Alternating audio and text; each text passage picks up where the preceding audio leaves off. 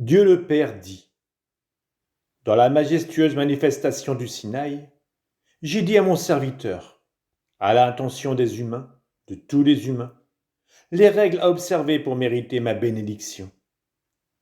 Et si beaucoup des dispositions minutieuses qui ont suivi le décalogue, pour rendre plus sûr et plus facile aux anciens sa mise en pratique, sont tombées au fil des siècles, et avec l'avènement du christianisme, le décalogue est resté, et il ne change pas. Il ne changera pas jusqu'au dernier jour. Et s'il était donné à la terre de vivre encore des millénaires de millénaires, ce décalogue serait toujours le même, toujours valable, toujours juste, toujours à observer. Mon fils n'en a pas changé un mot, parce que la parole de Dieu ne peut être touchée par personne. Souvenez-vous-en. Il a confirmé la loi dans ses 10 commandements intouchables. Par contre, il a remplacé ses parties complémentaires, qui n'étaient plus conformes au nouvel âge, par sa doctrine d'amour. L'ère du châtiment avait pris fin du moment où fleurissait sur le monde le règne de l'amour et de la miséricorde. Et pour bien vous assurer de ce changement qui substituait le pardon à la rigueur, mon fils se consuma pendant 3 ans à prêcher l'amour et le pardon. Et il poussa son sacrifice à s'élever comme un avertissement sanglant au sommet d'une montagne. Pour que tout le monde regardât vers ce centre de miséricorde dont descendaient, avec les dernières gouttes d'un sang divin, les dernières paroles encore d'amour et de pardon. Jusqu'au moment extrême, le Maître du monde vous a répété, et avec les faits outre qu'avec les paroles, la perfection de la doctrine divine. Perfection, parce qu'au décalogue ancien, il a enlevé les dispositions plus humaines des vétiles mosaïques et leur a substitué son code tout à fait d'amour. Mais le décalogue demeure, et il demeurera. Et le monde périt parce qu'il ne connaît plus et ne vit plus le décalogue. Où sont ceux qui, investis d'autorité familiale, enseignent à leurs enfants la première et la plus nécessaire des choses qu'il faut savoir, ma loi? Où sont ceux qui forment leurs enfants à la reconnaissance et à l'amour révérentiel envers moi, racontant aux intelligences et aux cœurs qui s'ouvrent les merveilles et les providences de Dieu pour les humains? Je ne me soucie pas ici d'autre autorité.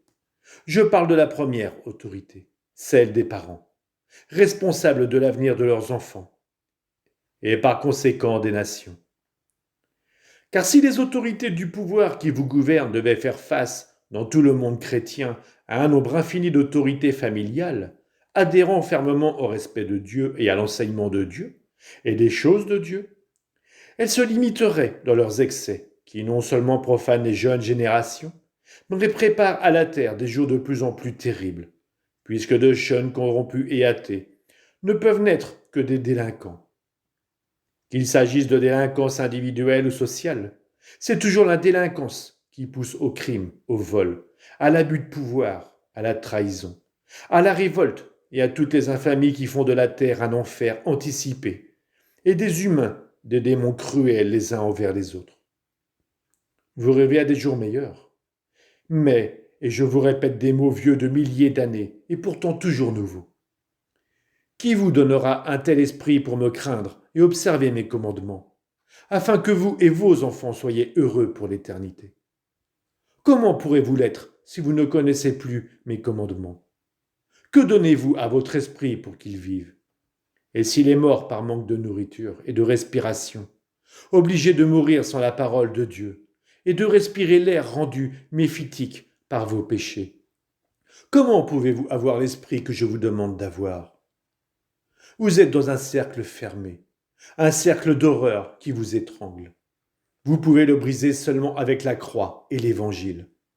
Il vous ouvre les portes à la lumière de Dieu, et à l'air et à la nourriture et à tout ce qui est vie. Il vous ouvre la voie qui vous ramène à moi. Ma terrible majesté peut encore vous faire peur, car vous êtes comme Adam après la faute. Vous avez l'âme souillée et vous craignez l'œil de Dieu. Mais le Christ ne fait pas peur. De la naissance à la mort, son nom est douceur. Remontez vers moi par l'entremise de sa parole et de sa croix. Elles vous instruisent et vous reconsacrent. Elles sont le chef-d'œuvre de l'amour divin. Hors d'elles, il n'y a pas d'autre instrument de salut. Après leur reniement, il ne reste qu'une chose, ma justice. Et ma justice pour vous, dans l'état où vous êtes, veut dire une seule chose, punition. Souvenez-vous-en et voyez-y.